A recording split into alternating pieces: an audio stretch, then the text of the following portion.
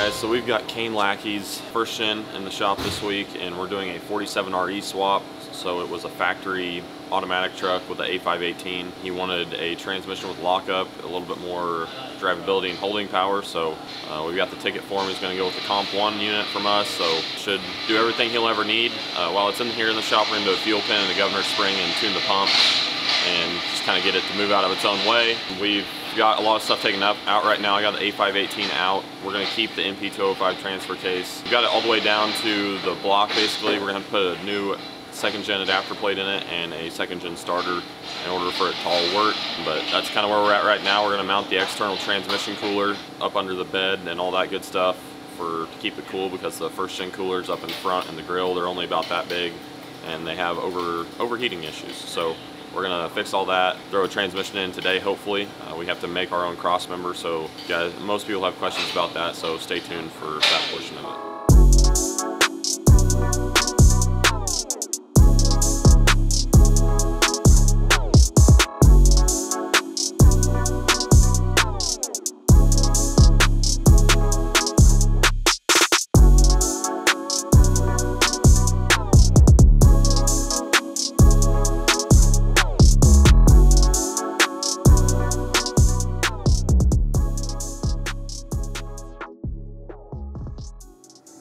Alright guys, so this is our anteater, and this is actually an Anteater Pro, so it will be just like the one that's in my truck. But a big question that I get from first gen guys are basically, what does the anteater read, how hard is it to hook up, and all this other stuff, I guess.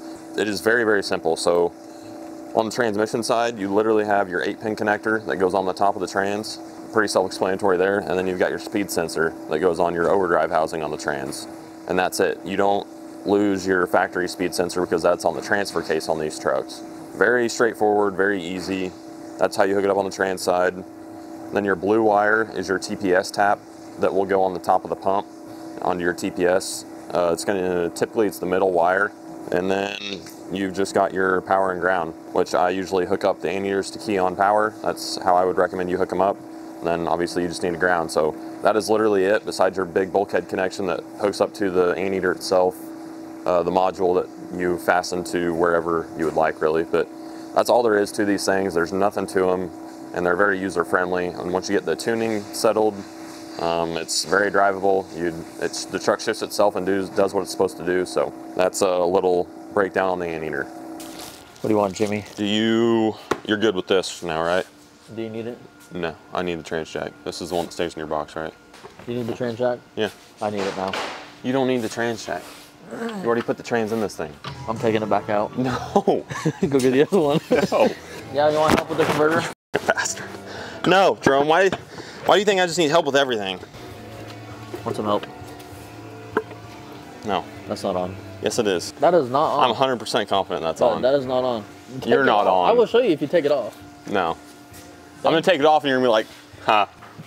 That's sticking out quite a bit. Jerome, look at it from the side. Tell me that that's sticking out quite a bit. Yeah, I mean, I was looking at it from the front, I could tell you that.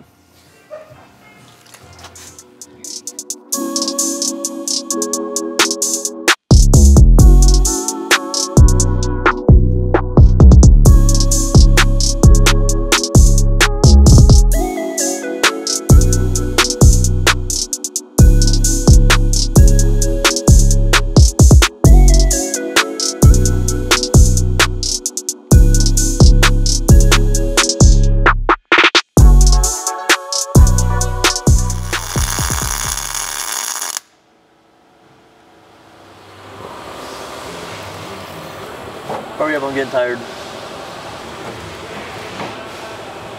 So 46 maybe? I think mine was like 40. Josh doesn't look pleased. Why? No, what do you not like? What is there to like? What? I think it looks pretty decent. Well, my next question is, most of your weld on that one is on the bracket, not the tube. What? What? Okay, that's a fair point.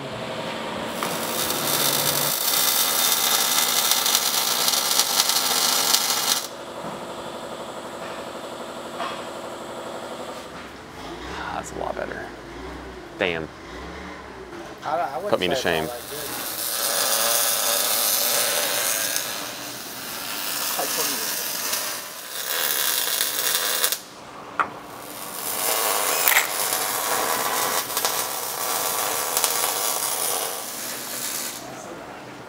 all that good. Looks really good.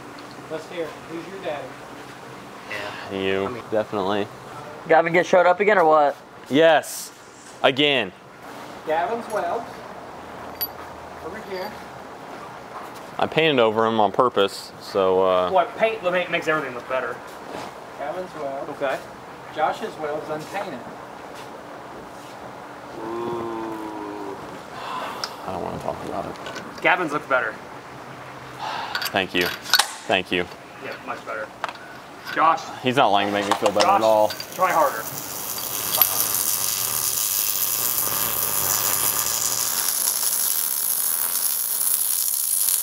All right, guys, so we got our traction bars finished up, welded, and all that good stuff, and we got the trans fully installed. We got our cross member that Lynn made, nice custom piece to adapt the 47 into this truck. So it's all installed. I've driven the truck. We got our anteater mounted, verified that the tap shift works. Went through and spent some time tuning the anteater, as this is a little bit different power range than the common rails that we're used to messing with. So everything was different, got a really good base file in it. The truck drives really nice. Four-wheel drive shifter and everything. We have a adapter that we adapted the linkage to work. And yeah, the truck drives very well. I did a fuel pin and a governor spring install. So we got a little bit more RPM. It fuels a lot harder, but it's still completely clean, smoke-free. It's just a very good running truck.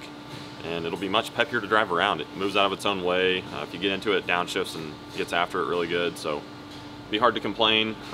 Probably picked up about 100 horsepower and then a bunch of drivability with this new transmission. So you gotta be very happy, and hopefully we see it back and we keep throwing more stuff at it.